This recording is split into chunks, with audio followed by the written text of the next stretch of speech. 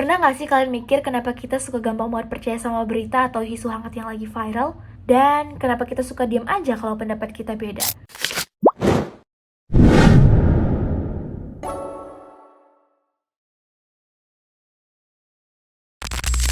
Halo teman-teman semuanya, kenalin aku Angel. Hari ini aku akan membahas terkait dengan hal-hal yang relate banget nih sama kita.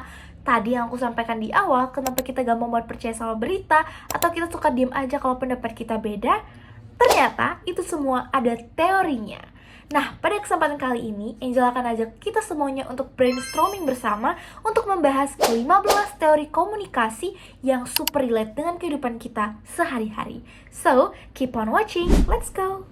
Kita mulai dengan teori yang pertama, yaitu teori gunung es. Teori ini pertama kali dikenalkan oleh Edward dan masuk dalam kategori teori komunikasi yang terbudaya dan interpersonal. Teori ini membahas bagaimana kita melihat orang yang hanya kita lihat dari sebagian kecil kepribadiannya. Misalnya, kalau kita ketemu sama orang yang pendiam, di balik itu semua bisa aja orang itu adalah orang yang asik dan ramai kalau udah akrab. Nah, teori ini mengingatkan kita seperti gunung es, karena yang kita lihat cuma permukaannya saja, sementara hal-hal penting tersembunyi di dalamnya. Yang kedua, teori agenda settings dikenalkan oleh MC Combs dan Shaw pada tahun 1972. Teori ini termasuk dalam kategori komunikasi massa karena berbicara soal peran media dalam membentuk topik yang menjadi perhatian dalam masyarakat. Contohnya, saat media ramai memberitakan soal cuaca yang panas terus-menerus diberitakan. Nah, tanpa sadar kita juga jadi bahas itu di mana-mana. Nah, teori ini tuh menyatakan bahwa media itu bisa menyusun agenda, menentukan isu apa yang harus diperhatikan, meskipun belum tentu itu isu terpenting. Teori yang ketiga adalah teori jarum suntik. Kalau kalian bayangin jarum suntik yang biasa dipakai perawat ataupun dokter itu, sama sih, karena ilustrasinya kayak gitu. Nah, teori ini muncul pada abad ke-20 saat media massa mulai berkembang. Masuk pada kategori komunikasi massa, teori ini menjelaskan bagaimana pesan media itu dianggap langsung masuk dan mempengaruhi pikiran audiens tanpa disaring atau diverifikasi. Misalnya, saat ada berita bohong yang langsung dipercaya banyak orang tanpa dipertanyakan atau diverifikasi sumber informasi. Nah, ibaratnya kayak yang aku bilang tadi, jarum suntik. Pesan itu langsung disuntikkan juga ke pikiran kita. Hati-hati ya. Selanjutnya, teori yang keempat adalah teori uses and gratification. Pertama kali, teori ini dikenalkan oleh Elie Hockets pada tahun 1959. Dan teori ini juga masuk pada jenis kategori komunikasi massa dan media. Berbeda dengan teori sebelumnya, teori ini menjelaskan bahwa audiens itu aktif memilih media sesuai dengan kebutuhannya. Contohnya, kalau kita lagi bosan, kita cari video lucu di TikTok. Nah, jadi kita tuh nggak cuma nerima, tapi kita juga bisa milih media mana nih yang bisa kita penuhi sesuai dengan kebutuhan kita. Teori yang kelima adalah teori Spiral of Silence. Diperkenalkan oleh Elizabeth Noelle Neumann pada tahun 1974. Teori ini masuk dalam kategori komunikasi sosial. Teori ini menjelaskan bahwa seseorang akan cenderung diam nih jika pendapatnya berbeda dengan mayoritas.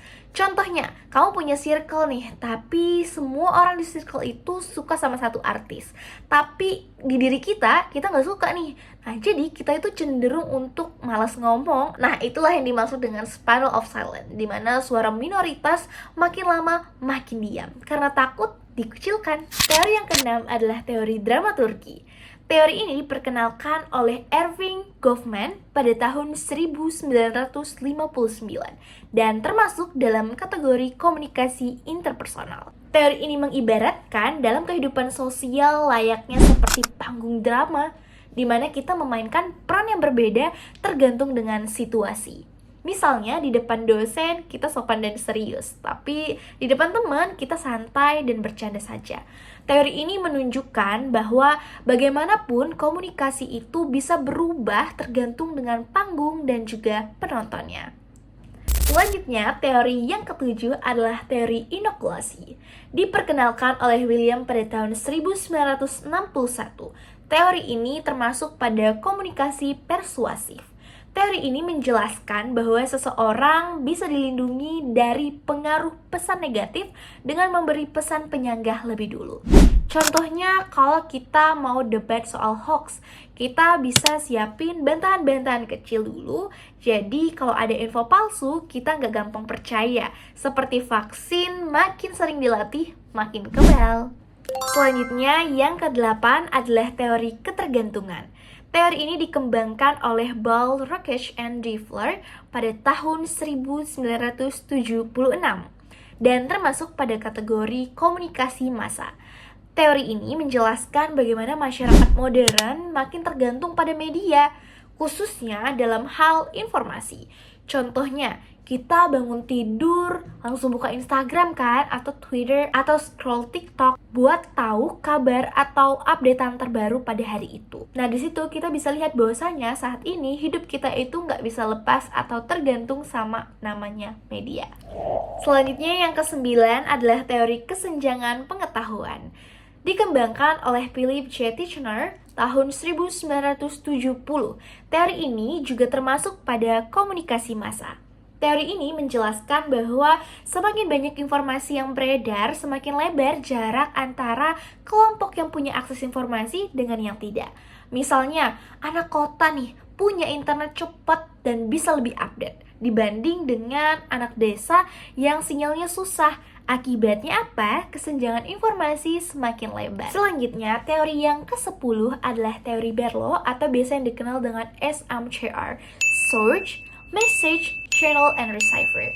Dikembangkan oleh David K. Berlo pada tahun 1960. Teori ini masuk dalam kategori komunikasi interpersonal.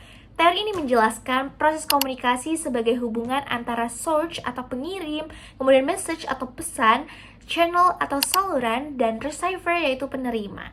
Contohnya saat ini aku sedang nyampein pesan nih di video ini. Jadi kamu bisa nerimanya lewat HP kamu di rumah. Aku sebagai source, kemudian apa yang aku sampaikan saat ini sebagai message, kemudian handphone atau video ini sebagai channel, dan kalian sebagai receiver atau penerimanya. Yang ke-11 ada teori AIDA.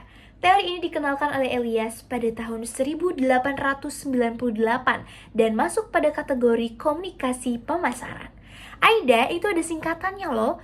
A for attention, I for interest, D for desire, and A for action. Contohnya saat lihat iklan makanan yang bikin ngiler. Awalnya kita tertarik dan akhirnya beneran pesan terus dapat makanannya. Nah, itu adalah strategi komunikasi untuk menarik perhatian sampai mempengaruhi tindakan. Teori yang ke-12 adalah teori kultivasi. Dikembangkan oleh George Gardner pada tahun 1969 dan termasuk pada teori komunikasi massa. Teori ini menjelaskan bagaimana media bisa secara perlahan membentuk cara pandang kita tentang dunia. Misalnya, kalau sering nonton film kriminal aja nih, kita bisa jadi takut keluar malam, kemudian merasa bahwa dunia di luar sana itu sangat-sangat berbahaya. Padahal pada kenyataannya belum tentu seperti itu kan? Teori yang ke-13 adalah teori penerimaan aktif. Dikembangkan oleh Elihu Katz, masih dalam kategori komunikasi massa. Berbeda dengan teori jarum suntik, teori ini menjelaskan bahwa audiens itu aktif memilih, mengolah, dan merespon pesan media. Contohnya, waktu ada berita viral, gak semua orang kok langsung percaya. Ada juga yang cari fakta dulu, verifikasi, ada yang kritis, dan ada juga yang langsung diskusi. Teori yang ke-14 adalah teori pengaruh influencer. Teori ini berkembang seiring dengan munculnya media sosial dalam kategori komunikasi digital. Teori ini menjelaskan bagaimana pendapat influencer itu lebih kuat untuk mempengaruhi audiens dibandingkan iklan. Contohnya, aku punya influencer favorit. Kemudian saat influencer favorit aku itu mereview skincare, aku jadi pengen coba walaupun aku lagi gak butuh-butuh banget. Karena influencer itu dianggap lebih dekat dan relatable sama kita. Dan teori yang terakhir atau yang ke-15 adalah teori pengurangan ketidakpastian. Dikembangkan oleh Charles Babbage pada tahun 1975 dan teori ini termasuk pada kategori komunikasi interpersonal. Teori ini menjelaskan bahwa saat bertemu orang baru, kita akan mencari informasi sebanyak mungkin untuk mengurangi kecanggungan. Contohnya, saat kenalan nih sama orang baru, kita tanya asalnya, hobinya, atau apa aja deh biar suasananya jadi lebih cair dan nyaman. Nah, itu dia teman-teman 15 teori komunikasi yang relate banget dan deket sama kehidupan kita sehari-hari. Kalian pernah gak sih ngalamin situasi itu? Atau bahkan justru sering banget ngalamin situasi tersebut? But pada akhirnya kita harus bisa menjadi seseorang yang bijak dalam berkomunikasi, baik dengan media ataupun dengan lawan bicara.